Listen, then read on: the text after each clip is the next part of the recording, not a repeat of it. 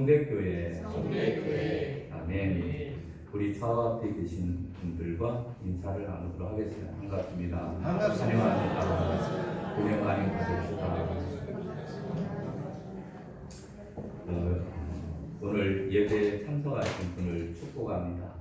하나님께서 은혜를 더하여 주셔서 깨달음의 은혜를 주시고 또 하늘의 신령한 복과 땅에 기름진 복으로 충만하게 채워주실 줄로 믿습니다.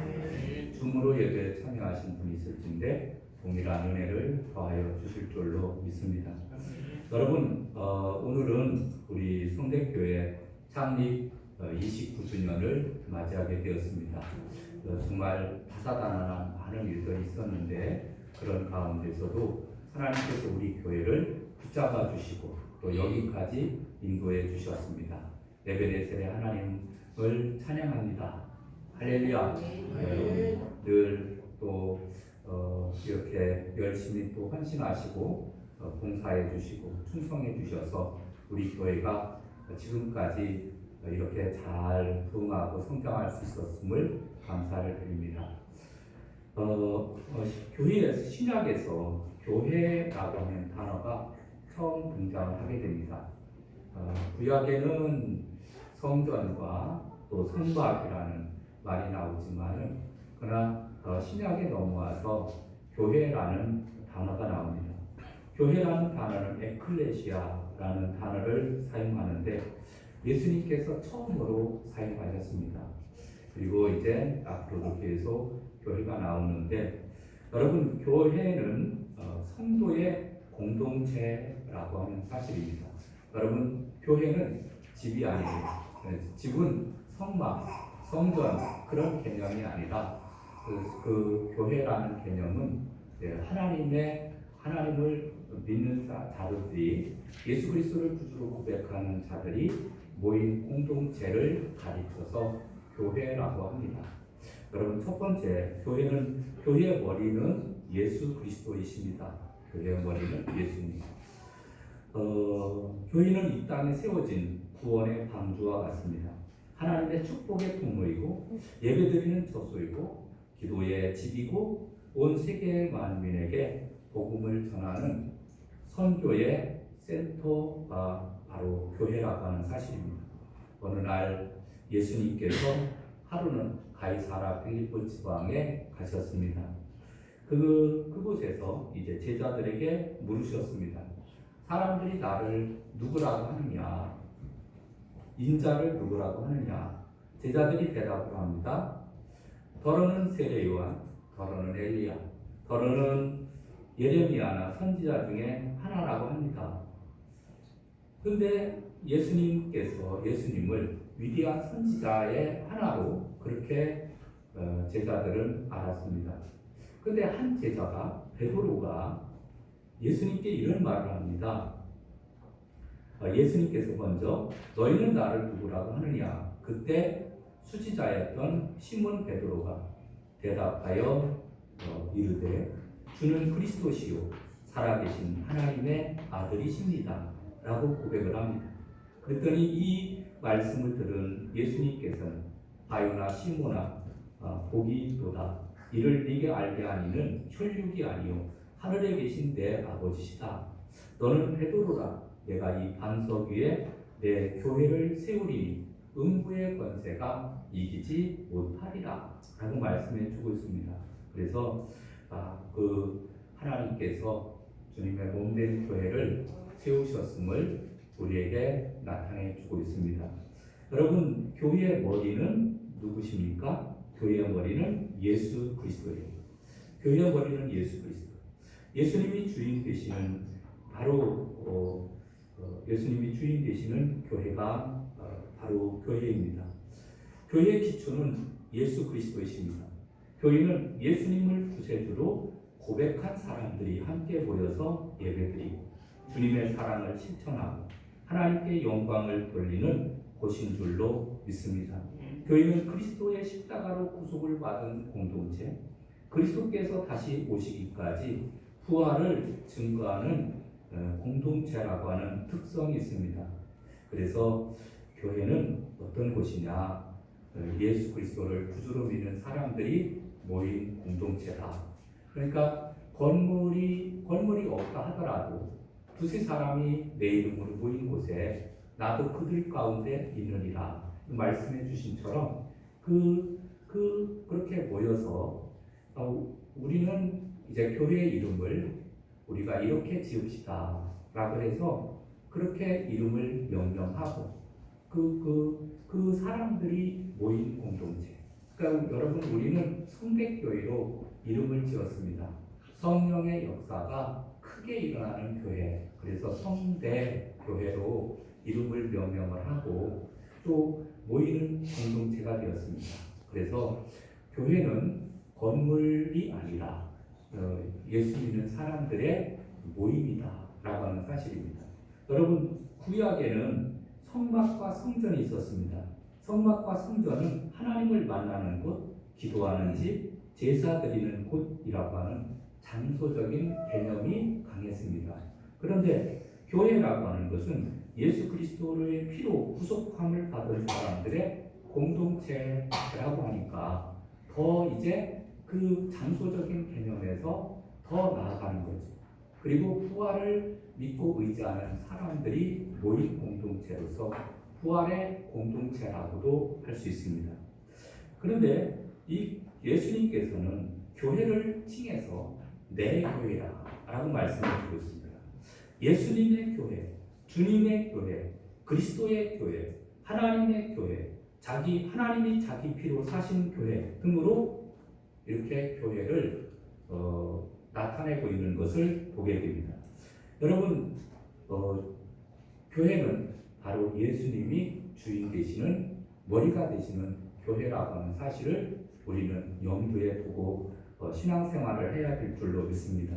그래서 어떤 교회도 우리가 직분자가 있고 또 당위가 있고 재직기가 있고 그런 교회가 있다 하더라도 그것을 뛰어넘어서 교회의 머리는 당위의 머리는 교회의 머리는 예수 그리스도다라고 하는 사실을 우리가 기억해야 돼요. 에베소서 1장 22절 23절에 보면은 또 만물을 그의 발 아래에 복종하게 하시되 그를 만물 위에 교회의 머리로 삼으셨느니라. 교회는 그의 몸이니 만물 안에서 만물을 충만케 하시는 이의 충만함이니라 라고 말씀합니다. 교회의 머리가 되시는 그리스도, 모든 존귀와 영광을 받으실 분은 오직 예수님밖에 없는 줄로 믿습니다. 여러분, 예수님이 받으실 영광을 인간이 가르쳐서는 안 됩니다. 그것은 인간의 왕국을 만드는 거예요. 교회는 첫째도 예수님, 둘째도 예수님, 셋째도 예수님이 되어야 될 줄로 믿습니다. 예수님을 섬기고 예수님을 높이고 예수님을 전하는 교회가 되어야 됩니다. 여러분, 물론 교회를 위해서 큰 일들을 많이 하는 분들이 계십니다. 목사님, 장로님, 권사님, 또 헌금도 많이 내고 또 봉사도 많이 해서 이렇게 열심히 주님의 몸된 교회를 세워가고 있습니다.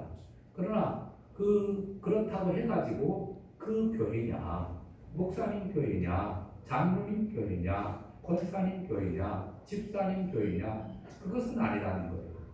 그것은 한 교회의 구성원이라고 하는 사실입니다. 그래서 교회의 머리는 반드시 우리는 예수 그리스도이신 것을 우리는 기억해야 될 줄로 믿습니다. 그리고 누가복음 17장 10절에 보면 이런 말씀이 나옵니다. 이와 같이 너희도 명령을 받은 것을 다 행한 뒤에 이르기를 우리는 무익한 종이라 우리가 하여야 할 일을 한 것뿐이라 할지니라 라고 말씀해 주고 있습니다. 열심히 헌신하고 충성을 했습니다.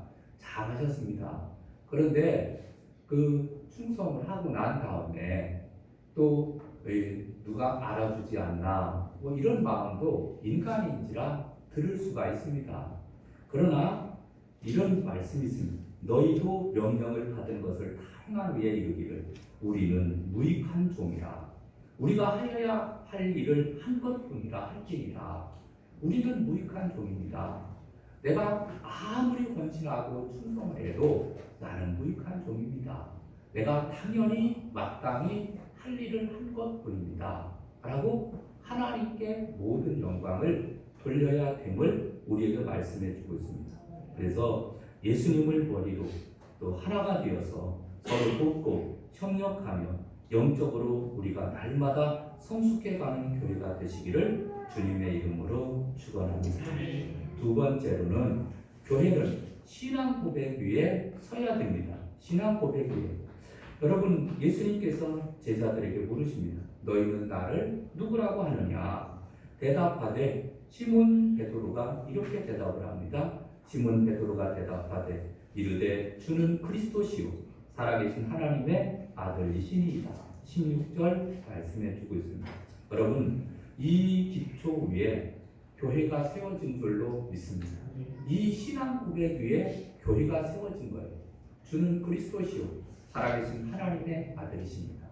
여러분, 우리들도 날마다 예배 드릴 때마다 사도신경을 고백하죠. 주는 우리의 구주가 되신다. 그래서 성부, 성자, 성령 하나님에 대해서 나는 주님을 믿습니다. 그리고 나는 성도들의 공의가 또 하나 되는 것을 믿습니다. 이렇게 고백을 하는 거예요. 여러분, 우리 성부, 성자, 성령 하나님을 믿는 고백을 드리듯이 여러분 베드로도 이런 고백을 합니다. 주는 그리스도시요 살아계신 하나님의 아들이십니다. 라고 고백을 했습니다. 여러분, 우리가 믿는 주님에 대해서 하나님에 대해서 늘 확신을 가지고 우리가 고백해야 될 줄로 믿습니다. 그 복음의 선포에 성령의 역사가 없으면 사람들이 회개하여 주 예수를 믿는 것이 불가능합니다. 사람들이 선포를 받아들이도록 성령께서 역사하시고 그들을 변화시켜 사람들을 회개하게 하고 신앙 고백을 하게 함으로써 그래서 바로 그리스도인들로 만들어 주시는 줄로 믿습니다. 예수님께서는 신앙 고백적인 교회를 반석 위에 세우겠다고 하셨습니다. 신앙 고백한 베드로를 반석이라고 말씀합니다. 여러분, 반석은 페트로스입니다. 페트라라고 하는 단어가 나왔는데 원래는 시몬이었습니다. 그런데 그의 이름을 베드로로 바꿔줬습니다. 그리고 베드로의 이름은 반석. 그래서 이때부터 시몬 베드로에게는 이 반석 위에 내 교회를 세우리니 라고 말씀해 주고 있습니다. 그래서 신앙 고백 위에 교회를 세우신다는 말씀입니다. 그래서 신앙 고백만이 교회의 기초가 됩니다. 인간 베드로는 교회의 기초가 될 수 없었습니다. 여러분, 인간 베드로는 성미가 급하죠. 그리고 한 귀자 앞에서 예수님이 최후의 심판을 받으실 때 귀자 앞에서 예수님을 모른다고 3번이나 부인했던 사람입니다. 여러분, 예수님의 수지자였음에도 그래서 3년 반 동안에 먹고 마시고 그리고 교육받고 훈련받고 제자훈련 다 받았음에도 불구하고 그게 두려워서, 중요한 것은 두려워서 한 귀자 여자 종한테 나는 예수님을 모른다고 이렇게 부인했던 사람이 베드로였어요. 그러니까 베드로 위에다가 그 교회를 세우는 것이 아니라 베드로의 신앙 고백, 주는 그리스도시요 살아계신 하나님의 아들이십니다 라고 하는 그 고백 위에다가 내 교회를 세우겠다 라고 말씀해 주시고 있습니다. 여러분, 오늘날도 교회는 완전하지 못합니다. 죄와 허물과 실수투성입니다. 인간 위에 서 있는 교회들은 참 문제가 많습니다. 그런데 이 허물과 죄와 실수투성인 그러한 교회들 또 우리가 교회를 나가야 됩니다. 여러분, 그 허물이 많은 교회, 그러한 말도 안 되는 일로 인해서 또 그렇게 이야기하는 그런 교회들을 보면 아이고 내가 저 교회 가서 무엇을 배울 수 있을까? 무슨 예배를 드릴 수 있을까? 이렇게 여겨지는 교회들도 많이 있습니다. 그런데 여러분 그렇게 허물이 많은 교회지만 그러나 우리는 그 베드로의 허물을 보는 게 아니라 여러분 거기에 신앙 고백 우리가 그 신앙 고백을 하는 성도들이 모여서 하나님을 믿는 그 믿음의 공동체라고 하면 우리는 교회로 나가서 신앙생활을 잘해야 될 줄로 믿습니다. 여러분 이어령 교수가 지성에서 영성으로라는 책을 썼습니다. 그런데 거기 보면은 그분이 나이가 들어서 그야말로 예수님을 영접하고 신앙생활을 하면서 그분은 60평생 글을 쓰는 일을 했거든요. 그래서 글로서 자기의 신앙 고백을 나타내는 거예요. 그런데 왜 교회에 가는가? 라고 비난적으로 묻는 사람들이 있다. 당신은 지성인인데 집에서 찬송가 부리고 성경 읽고 기도하면서 책 읽으면 되지. 무엇 때문에 사람들 앞에 나가서 예수 믿는 티를 내느냐? 그럴 때 하는 말이 있습니다. 배가 고프면 어디로 가지? 식당에. 뭔가 알고 싶을 때는 도서관 가면 되지. 심심하면 극장에 가서 영화 보면 돼. 몸이 아프면 병원을 가지. 그러면 먹어도 배고프고 마셔도 갈증나고 돌아서면 심심하고 배워도 답답하면 어디를 가느냐? 그게 뭐느냐? 배고픈 것처럼 갈증나는 것처럼 영혼이 굶주렸을 때 영혼이 굶주렸을 때는 어디를 가느냐면은 가는 곳이 교회란 말이다. 그러면은 그 교회에 대한 요구를 하는 사람들이 많다. 싸우고 소송하고 사교 같은 이상한 것을 한다는 그러한 교회를 왜 그렇게 가려고 하느냐라고 묻는다라고 하면은 나는 이렇게 말합니다. 식당이라고 다 맛있는 음식이 나오던가. 병원 간다고 해서 다 의사가 명의라고 병이 낫는가? 극장 가면은 재미있는 명화만 틀어주는가? 배고프면 식당을 찾아가듯이 모든 교회가 다 탈속하고 영적인 것은 아니지 않는가? 명운이 메마른 사람이 찾아갈 곳은 오직 교회밖에 없지 않은가?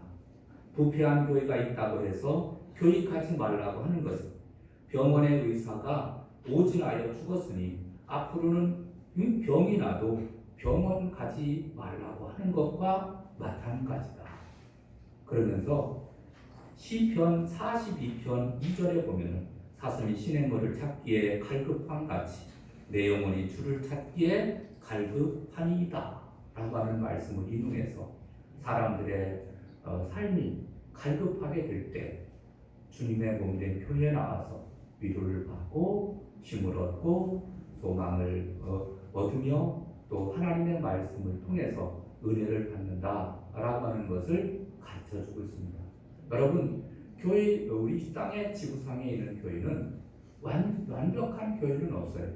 다 어떤 교회든지 보면은 다 부족한 것이 있어요. 어떤 분은 우리 교회가 사랑이 없다고 떠나는 교회도 있습니다. 여러분, 그러나 다른 면에서 보면은 또 사랑이 많은 부분을 우리가 발견하게 됩니다. 여러분, 한 일면만 보면서 이 교회는 뭐가 틀렸다라고 하고서 떠나는 그러한 사람을 보는데 여러분, 우리 교회가 최소한 29년 됐습니다. 29년 다녀보고서 그런 말을 하면은 이해가 됩니다. 그런데 한두 달 다녀가지고서 그런 말을 한다라고 하는 것은 이것은 그야말로 그 공동체를 잘 모르고 하는 말이에요. 어린아이의 같은 마음을 가지고 하는 말들입니다. 여러분, 주님의 몸된 교회가 부족한 점도 있고 또 훌륭한 점도 있습니다. 그러나 우리는 교회로 와서 믿음생활, 신앙생활을 잘해야 될 줄로 믿습니다. 그리고 그 다음에 세 번째로는 세상에 어떤 권세도 이길 수 없다라는 하는 사실입니다. 여러분 18절에 보면은 내가 이 반석 위에 내 교회를 세우리니 음부의 권세가 이기지 못하리라 라고 말씀해 주고 있습니다. 여러분, 기독교 2000년 역사를 보게 되면은 교회를 해하려고 하는 세력이 많았었습니다. 예수님을 십자가에 못 박아 죽였던 유대교 세력은 유대교 세력들. 그러니까 예수님을 믿는 사람들이 신흥 종교인 거예요. 유대교 입장에서 보면은 자기들이 정통인 거예요. 유대교만 믿어야 되는데, 그 이름도 근본도 없는 예수라고 하는 분. 그래서 예수님을 믿어야 구원을 받는다고 하니까, 그런데 사람들이 많이 그쪽으로 몰리거든요. 기적과 이적이 나타나고, 막 역사가 나타나니까, 막 그쪽으로 몰리게 되니까, 예수 믿는 사람들을 핍박하고 잡아다 죽였단 말이에요. 그리고 그뿐만 아닙니다. 여러분, 그때 당시는 누가 다스리던 때입니까? 로마가 다스리던 때였습니다. 로마 황제들도 박해를 했습니다. 10대 박해는 아주 유명합니다. 그래서 10대 한 300년의 동안에 수많은 박해가 있었습니다. 그렇게 많은 박해가 있었는데, 심지어는 그 카타콤이라고 하는 곳에서 사람들이 들어가서, 그게 어떤 곳이냐면은 그게 무덤이에요. 무덤. 땅을 깊숙이 파서 무덤을 만들었습니다. 무덤을 만들었는데 이렇게 불로 들어가서 무덤을 하나 만들고, 또 조금 들어가서 아버지 거 만들고, 또 조금 들어가서 할아버지 거 만들고, 이렇게 할머니 거 만들고, 이렇게 깊이 굴을 파가지고 그렇게 그 굴을 만들었단 말이에요. 그런데 그런 굴 속에 들어가서 나중에 이제 시체 썩는 냄새도 나겠지만은, 그래서 숨어서 3대, 4대를 지내면서 신앙생활을 하였다는 거예요. 여러분, 초대교회 성도들은 정말로 엄청난 박해가 있었습니다. 그리고 현대에 와서는 공산주의자들의 박해로 인해서 수많은 사람들이 죽음을 당했습니다. 여러분, 지금도 소련이라든가 러시아라든가 또 중국 같은 경우에는 이 종교의 자유가 없습니다. 북한 같은 경우는 종교의 자유가 없습니다. 예수를 구주로 믿는 것을 그들이 발각되게 되면은 이 북한 같은 경우에는 곧바로 사형입니다. 오늘날 우리들이 살고 있는 이 시대는 물질주의와 인본주의, 신본주의의 박해가 있다. 박해라고 보기는 뭐하고 우리를 많이 미혹하는 그러한 무리들이 있다. 여러분, 너희는 먼저 그의 나라와 그의 의를 구하라. 그리하면 이 모든 것을 너희에게 더하시리라 라고 말씀해 주고 있습니다. 여러분, 이제 수많은 박해가 있었지만, 그러나 박해를 이기고 또 주님의 몸된 교회가 더욱더 부흥하고 성장하게 되어서 오늘에 이루게 된 줄로 믿습니다. 수많은 박해를 이루고 교회가 성장하게 되었습니다. 그리고 마지막 네 번째, 교회는 땅의 문제를 해결하는 열쇠를 가진 곳이에요. 여러분, 19절 말씀을 보게 되면은 이렇게 되어 있습니다. 19절, 내가 천국 열쇠를 네게 주리니 네가 땅에서 무엇이든지 내면 하늘에서 내릴 것이요 네가 땅에서 무엇이든지 풀면 하늘에서도 풀리리라 하시고 라고 말씀해 주고 있습니다. 여러분, 교회는 어떤 곳이냐면은 황금 열쇠를 가진 곳, 맡은 곳이다 라고 하는 사실입니다. 여러분, 교회에 와서 인간의 모든 문제를 가지고 하나님 앞에 기도할 때 하나님께서 그 모든 문제를 해결해 주시는 거예요. 여러분, 지상의 예수님께서는 계실 때 예수님은 모든 문제를 해결해 주셨습니다. 심지어는 어머니께서 혼인잔치에 참석을 하셨다가 포도주가 떨어졌다는 소식을 듣고 예수님께서 포도주를 물을 떠다가 채우라고 하시고 물로 된 포도주를 그 연희장에게 갖다 주라고 하면서 잔치자리에 흥이 다시 돋구어지게 된 것을 보게 됩니다. 여러분, 맹인의 눈을 뜨게 하셨습니다. 배고픈 사람들의 또 줄인 배를 해결해 주셨습니다. 바람과 풍랑 때문에 배가 어려움을 당하자 고요하라, 풍랑을 향해서 잠잠하라 하셔서 문제를 해결해 주셨습니다. 아이들까지 데리고 왔을 때 안수해 주시고 축복해 주셨습니다. 여러분, 형제들이 재산 문제까지 해결해 달라고 할 때 그 문제를 해결해 주셨습니다. 여러분, 이렇게 예수님께서는 모든 인간의 문제를 해결해 주셨습니다. 그런데 그 예수님을 구주로 믿는 사람들의 공동체가, 교회가 바로 이제는 우리에게 어떤 열쇠를 주셨느냐 하면은 황금 열쇠를 주셨어요. 그것은 마스터 키와 같은 열쇠입니다. 무엇이든지 기도하면 구하는 대로 너희에게 주시겠다라고 하는 말씀입니다. 그래서 정치, 경제, 문화, 교육, 외교, 안보 등 인생의 모든 문제들, 여러분 모든 문제들이 있을 경우에 주님 앞에 나와서 엎드려서 하나님의 성물을 부르며 기도하게 되면 하나님께서 모든 문제를 다 해결하여 주시는 줄로 믿습니다. 여러분, 주님의 몸된 교회가 이 땅에 왜 세워졌느냐? 인생의 모든 문제를 해결할 수 있는 기관으로 교회를 주신 거예요. 교회는 쓸데없이 그냥 하나 더 생긴 것이 아닙니다. 여러분이 인간의 모든 문제를 다 해결하는 그러한 기관으로 성대교회가 세워졌다는 것을 늘 기억을 하고, 인생의 모든 문제를 만났을 때 교회로 오십시오. 교회로 와서 살아계신 하나님 앞에 엎드려서 간구하게 되면은 모든 문제를 해결받고 또 은혜롭게 성장하고 부흥하고 또 성령의 역사가 크게 일어나는 교회로 우뚝 세워져 가게 되는 줄로 믿습니다. 아무쪼록 여러분 더욱더 믿음 안에 굳건히 서서 신앙생활 열심히 하시기를 주님의 이름으로 축원합니다.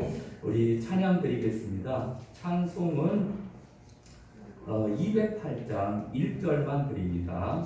208장 1절.